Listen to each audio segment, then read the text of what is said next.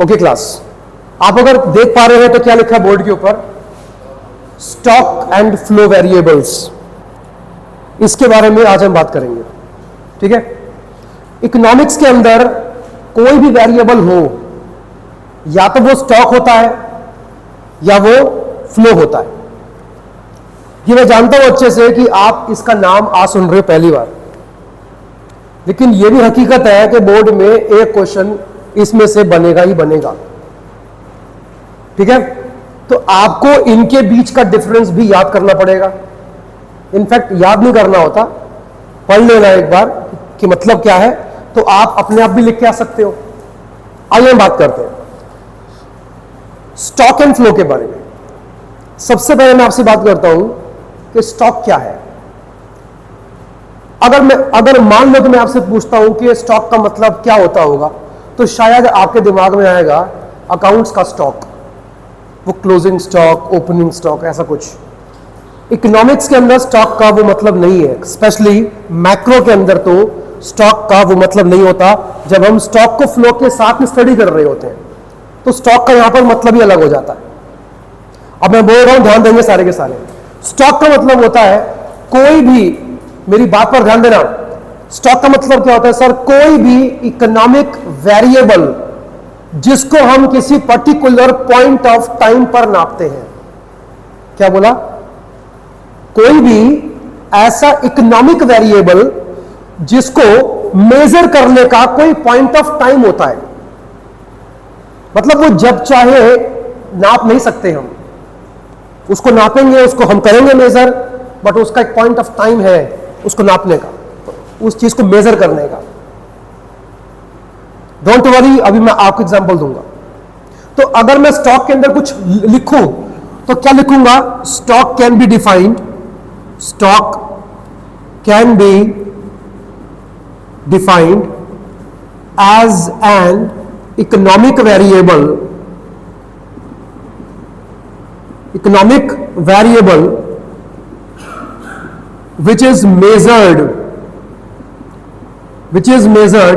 क्या बोला? at a particular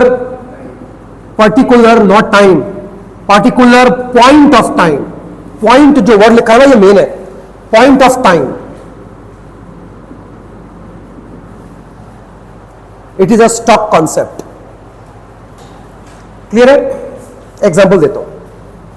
for example अगर मैं आपसे बात करता हूं, अगर मैं आपसे ये पूछता हूं बैलेंस शीट के अंदर आने वाले सारे के सारे जितना भी मैटर आप लिखते हो बैलेंस शीट में, वो स्टॉक है या फ्लो है? Flow means what sir? Measure जब मर्जी किया जा सकता है, हफ्ते के अंदर, 2 दिन के अंदर, 6 महीने के अंदर, 3 महीने के अंदर, साल के अंदर, जब मर्जी आप उसको नाप सकते हो, मेजर कर सकते हो। That is a flow concept. उसका कोई पॉइंट नहीं है। क्लियर हुआ? अभी एग्जांपल दूंगा इसका। फ्लो के बारे में क्या लिखे? फ्लो कैन बी डिफाइंड, बोलो बुक में चेक करिए क्या लिखा है। Flow can be defined as an economic variable, economic variable which is measured at a particular, अब देखो वर्ड्स का डिफरेंस आएगा यहां पे, particular period of time, period of time. अगर हम देखें तो दोनों का लगभग मीनिंग एक ही लगता है, लेकिन यहां पर पॉइंट है और यहां पर क्या लिखा है मैंने? Period of time. मतलब बिल्कुल साफ। इसको जब भी नापोगे, इसको जब भी करोगे मेजर, एक पॉइंट होगा नापने का, डेट, स्पेसिफिक डेट होती है इसकी, लेकिन इसको आप जब मर्जी मेजर कर सकते हो, कोई डेट नहीं है इसकी। अब मैं आपसे पूछूंगा, आप मुझे उसका आंसर देना। आपकी इनकम क्या है? फ्लो है या स्टॉक है? इनकम, आपकी इनकम। मैंने बोला सिर्फ इनकम, मैंने कोई डेट नहीं बोली, दिन नहीं बोला, मैंने कुछ नहीं बोला, मैंने कोई टाइम नहीं बोला। मैंने कहा आपकी इनकम क्या है? फ्लो है या स्टॉक है? Sir it is a flow concept. 31 मार्च को आपकी इनकम कितनी थी? ये स्टॉक है, फ्लो है? अब ये स्टॉक है, क्यों? There is a point of time 31 March. बात समझ आ रही है? इसके पहले मैंने एक आपको एग्जांपल और दिया था, बैलेंस शीट के अंदर आने वाले सारे के सारे एसेट्स एंड लायबिलिटीज स्टॉक में आएंगे या फ्लो में आएंगे? आपकी क्या राय है? स्टॉक और फ्लो, बैलेंस शीट में आने वाले सारे मैटर्स, लायबिलिटीज एंड एसेट्स। आपने क्या बोला? स्टॉक। आपने स्टॉक बोला? आपने स्टॉक क्यों बोला? याद करो क्या लिखते हैं, बैलेंस शीट एज ऑन 31 मार्च लिखते हो। आप बैलेंस शीट के ऊपर ना हमेशा डेट लिखते हो, पता है आपको? डेट, साल, महीना सब लिखते हो। दैट्स वाई बैलेंस शीट के अंदर आने वाला हर एक आइटम क्या है? It is a stock concept. नहीं? चलो ठीक है। डेप्रिसिएशन क्या है? स्टॉक है या फ्लो है? आपका ध्यान नहीं है यहां पे, और मैं पहले बोल चुका हूं, एक क्वेश्चन बोर्ड में आएगा। डेप्रिसिएशन स्टॉक है या फ्लो है? दोनों हो सकता है, ऐसा कभी नहीं होता, ऐसा कभी नहीं होता। क्या हुआ?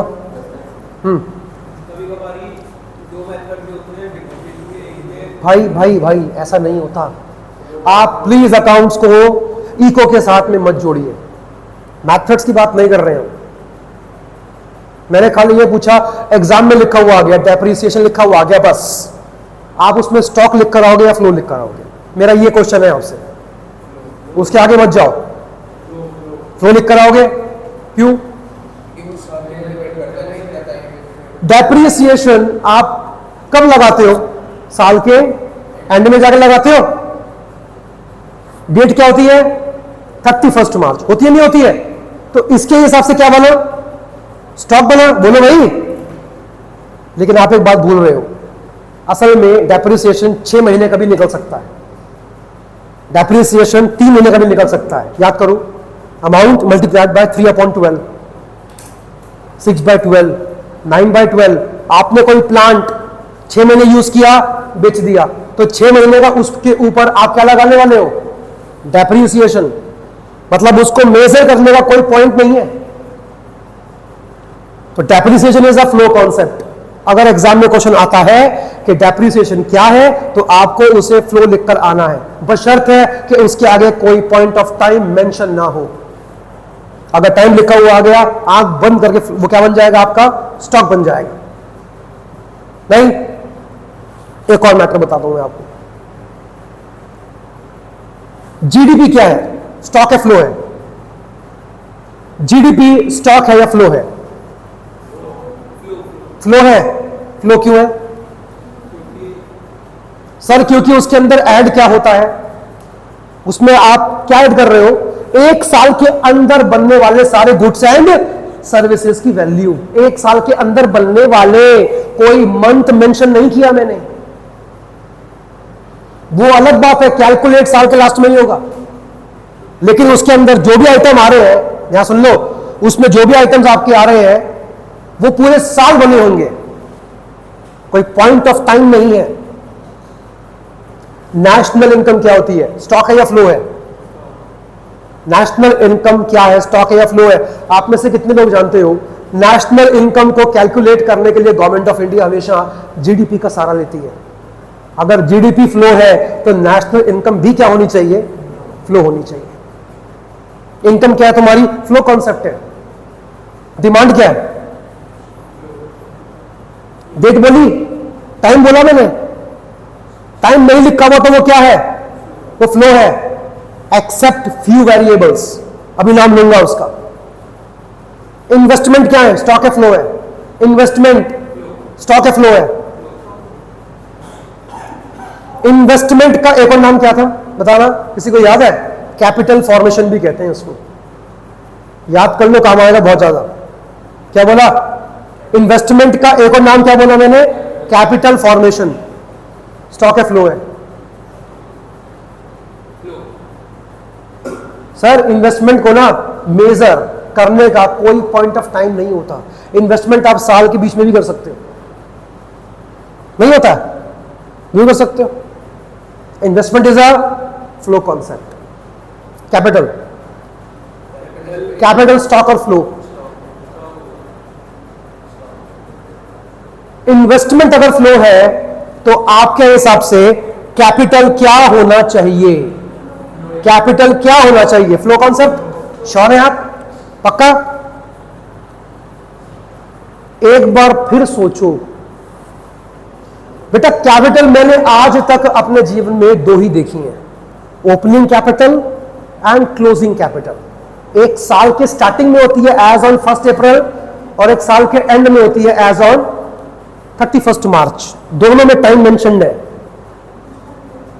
कैपिटल याद रखना हमेशा स्टॉक में आती है। और सुनो एक और बात, यहां पे गलती कर रहे हो तुम लोग बेटा, इन्वेस्टमेंट एंड कैपिटल अलग होते हैं। मतलब मैंने आपसे यह बोला, इन्वेस्टमेंट अगर फ्लो कॉन्सेप्ट है तो आपने ऐसा मान लिया कि अगर इन्वेस्टमेंट फ्लो होगा तो ये भी क्या होगा? फ्लो हो जाएगा। ऐसा नहीं है। कैपिटल मेजर होती है साल में सिर्फ 2 बार। पहली वाली कौन सी? Opening and closing. पूछना किसी को कुछ? मेजर, मैंने मेजर की बात करी। Demand as on 25 April stock है, फ्लो है? क्यों? और जब मैंने कहा था सिर्फ डिमांड का था मैंने, तब आपने उसको फ्लो बोल दिया था। क्यों बोला? इसका मतलब है कि डिमांड स्टॉक भी हो सकती है, फ्लो भी हो सकती है। वो फ्लो कब होगी? जब टाइम मेंशन नहीं किया गया। लेकिन अगर टाइम आ गया तो वो अपने आप स्टॉक बन जाती है। नहीं, इन्वेस्टमेंट अगर सिर्फ इन्वेस्टमेंट लिखा हुआ है तो वो हर हाल में फ्लो है। लेकिन इन्वेस्टमेंट के साथ में उसने अगर आपको टाइम जोड़ दिया, कोई डेट जोड़ दी, क्या है सर? स्टॉक बन जाएगा। आपकी सेविंग्स क्या है? स्टॉक है, फ्लो है? सेविंग्स फ्लो होती हैं।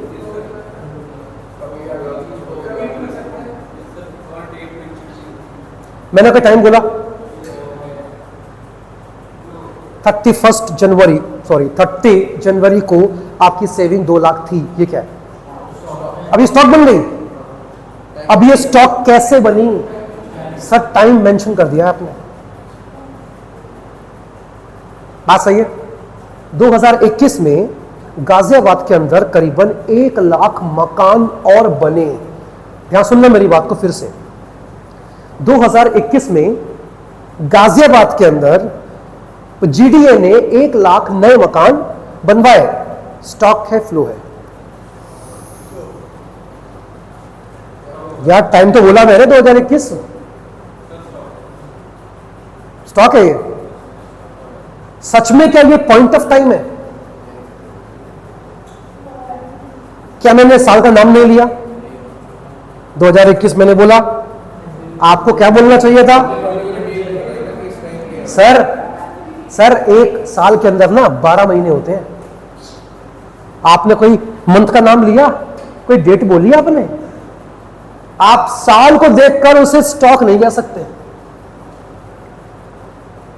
मैंने अब तक जितनी बातों को स्टॉक बोला है, आप ध्यान दे रहे हो, उसमें एक साल नहीं था। और अगर साल था तो वो डेट के साथ था। बात समझ आ गई नहीं आ गई? ये था आपका कॉन्सेप्ट स्टॉक और फ्लो का। अब अगर इसमें किसी को कुछ भी पूछना है तो पूछिए। एक बार देख लो फिर आगे बढ़ेंगे।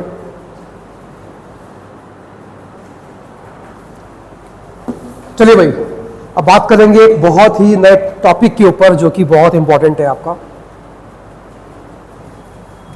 सबसे पहले तो आप ये समझो कि फ्लोज क्या का मतलब क्या होता है। क्या बोला मैंने? फ्लोज। आप अगर अपनी बुक चेक करेंगे तो उसमें आपको 2 टाइप के फ्लो दिखाई पड़ेंगे। पहले का नाम लिखा होगा रियल फ्लो, ऐसा कुछ लिखा हुआ बोलना। एक का नाम लिखा होगा मनी फ्लो। रियल फ्लो का एक और नाम लिखा होगा फिजिकल फ्लो। और जो मनी फ्लो है उसका भी एक और नाम लिखा होगा। बोलो क्या लिखा होगा? Nominal flow. क्या लिखा हुआ है ऐसा? बोलो। इनफैक्ट इसका एक और नाम होता है, मॉनेटरी फ्लो भी कहते हैं इसको बहुत लोग, और एग्जाम में इन नामों से आता है, ध्यान देना। रियल फ्लो एंड, ध्यान आया आपने? कितने टाइप के फ्लो होते हैं? दो। पहले लिखा बोलना, real flow and money flow. आपको इनको दूसरे जो नाम लिखे हैं मैंने वो भी आपको आने चाहिए, क्योंकि बोर्ड में उस नाम से भी आ सकता है। सबसे पहली बात तो ये होती है कि सर फ्लो तो छोड़ दो, ये पूरे के पूरे कॉन्सेप्ट में हम क्या पढ़ने वाले हैं? हम इसका मतलब साफ है कि सर जो चीज जहां से चलती है घूम के वहीं पहुंच जाती है। फ्लो का मतलब क्या होता है? फ्लो मीन्स क्या? जो चीज जहां से स्टार्ट हो रही है वो घूम के वहीं पहुंच जाती है। और देखो इसमें बिल्कुल ऐसा ही होने वाला है। सबसे पहले मैं आपसे बात करता हूं रियल फ्लो के बारे में, और जब जब मैं आपसे रियल फ्लो की बात करूंगा प्लीज दिमाग से मनी का कॉन्सेप्ट निकाल देना। मतलब इसके अंदर फ्लो चल रहा है। क्या हो रहा है? फ्लो चल रहा है किसका? गुड्स एंड सर्विसेज का। इसमें कोई भी पैसों का लेन देन नहीं चलेगा। और इतनी बात बोलना चाहूंगा, हालांकि आपको यह बात अच्छे से मालूम है कि सेक्टर 4 तरह के होते हैं। पहला क्या था? House hold, firm, government, ROW, rest of the world. आपके सिलेबस में सिर्फ 2 है। पहला कौन सा है? हाउस होल्ड और फर्म। मतलब फ्लो अगर काम करेगा, अगर फ्लो चलेगा तो वो सिर्फ 2 तरह के सेक्टर्स के बीच में होगा। कौन कौन से हैं वो? पहला हाउस होल्ड और दूसरा firms. Government and rest of the world आपके सिलेबस का पार्ट नहीं है, तो उसके बारे में हम लोग बात नहीं करेंगे। मैंने ऐसा नहीं बोला कि कभी नहीं पढ़ना, वो 12th के बाद आएगा, लेकिन आपका जो सिलेबस है it is only limited up to only 2 sectors, household and firms. इतना क्लियर हो गया?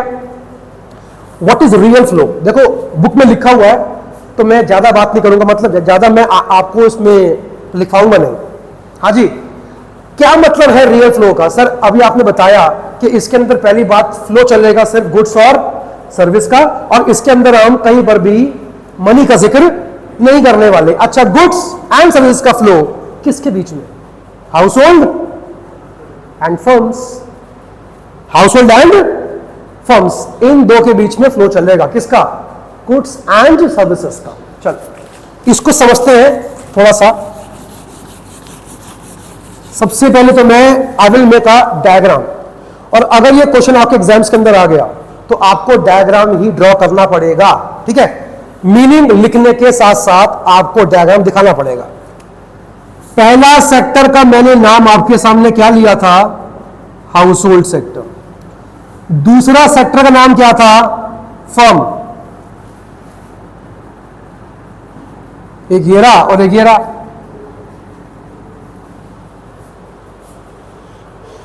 ठीक है? सबसे पहली बात, हाउस होल्ड फर्म को क्या देता है? पहली वाली क्लास याद करो। हाउस होल्ड फर्म को कुछ तो देता है, फैक्टर सर्विसेज। क्या बोला भैया? Factor services. याद करो, पहला क्या था? Land, labour, capital. आखिरी वाला क्या था? इंटरप्राइज, जिसका एक और नाम क्या था? एंटरप्रेन्योरशिप। याद है किसी को? जब हाउस होल्ड ने फर्म को इतना कुछ दिया होगा तो फर्म ने इन सारे के सारे रिसोर्सेज का इस्तेमाल करके क्या किया होगा? मैन्युफैक्चरिंग करी होगी। किसकी? गुड्स एंड सर्विसेज की। और वो अल्टीमेटली किसको बेचेंगे? हाउस होल्ड को। फर्म ने वापस ये गुड्स एंड सर्विसेज किसको बेच दी? हम ऊपर लिखेंगे गुड्स एंड सर्विसेज।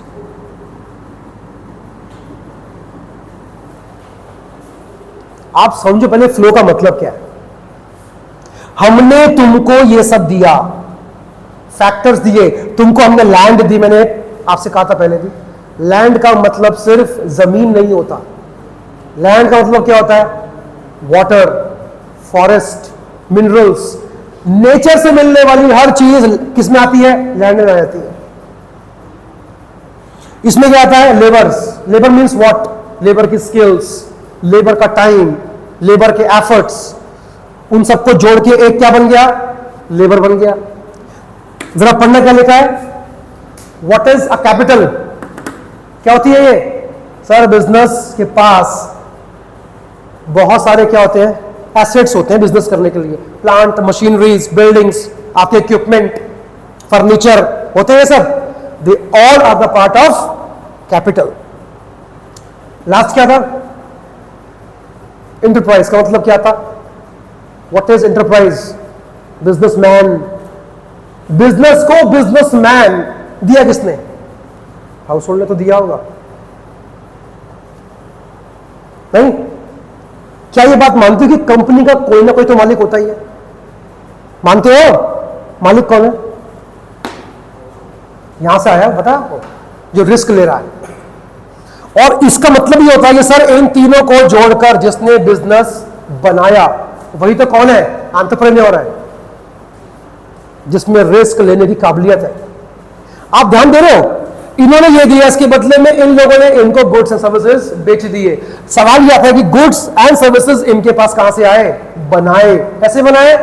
जब इन लोगों ने इनको ये सारे के सारे रिसोर्सेज दिए होंगे तब जाके बनाए। ध्यान दिया आपने? जो चीज जहां से चली घूमकर वहीं पहुंच गई। अगर ये सब ना मिलता इनको तो क्या ये बनते? ये तो बनते ही नहीं। और अगर ये नहीं बनते तो फर्म हाउस होल्ड को क्या बेचता? सोचो। मैंने कहीं पर भी इसमें पैसों का जिक्र किया? क्यों नहीं किया? सर क्योंकि ये रियल फ्लो है, जिसका एक और नाम क्या लिखा है हमने? कहां गया? खराब कर दिया मैंने। नाम लिखा था मैंने, बोलो। फिजिकल फ्लो लिखा था। कई बार ये इस नाम से भी आता है, पता है आपको? डाउट किसी को? एक बार देखो ध्यान से। बढ़ू आगे? ठीक है, चलो भैया अगले फ्लो की बात कर लेते हैं। और सब कुछ अपनी बुक में एक बार चेक कर लेना, जो जो बातें बोल रहा हूं, जो लिखी है बोर्ड पे, सबको मैच करना अपनी बुक से। कहीं ऐसा कोई टॉपिक हम ना पढ़ लें जो कि सिलेबस का पार्ट नहीं है। किसकी बारे बोलना? मनी फ्लो के बारे में। उसका नाम देखो ना यार, मनी फ्लो। मनी फ्लो ऐसा फ्लो जिसमें सिर्फ और सिर्फ मनी का ही लेन देन चलेगा। अगेन किसके बीच में? अगेन हाउस होल्ड और फर्म्स के बीच में। आइए चेक करते हैं। ये रहा हाउस होल्ड और ये कौन रही? फर्म्स। चलो भैया, ये रहा हाउस होल्ड का फ्लो और ये रहा फर्म का फ्लो। सवाल ये आता है कि यार हाउस होल्ड जो होता है मनी की फॉर्म में फर्म्स को क्या देगा और क्यों देगा? याद करो। हाँ भाई, याद करो। हाउस होल्ड फर्म को पैसों की फॉर्म में क्या देने वाला है? क्यों देगा? फर्म ने हाउस होल्ड को कुछ सेल किया था ना? क्या था वो? Goods and services. क्या फ्री में किया था? उसके बदले हाउस होल्ड क्या उनको पे करेगा? अरे बोलो, उसका नाम क्या होगा? Payment for goods and services. Payment for, बोलो, गुड्स एंड सर्विसेज। और हां, इसका एक अलग से नाम होता है, पता क्या होता है?